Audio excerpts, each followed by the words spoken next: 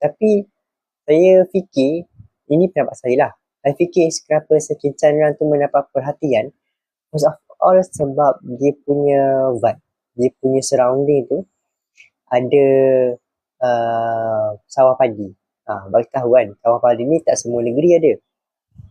Yang saya tahu kat Kedah, Perlis, Perak sikit, cuma beberapa negeri lain ada cuma tak banyak. So disebabkan tak banyak tu, orang nampak macam Sekinchan ni agak besar. Sekinchan punya, saya tahu kan, ini ilmu yang saya pun tak tahu sangat, cuma saya tahu secara roughly je lah. Thank you Gift, thank you Like. Sekinchan ni dia punya, saya google sikit kan, Sekinchan ni di kawasan dia agak luas untuk kawasan sawah padi tu.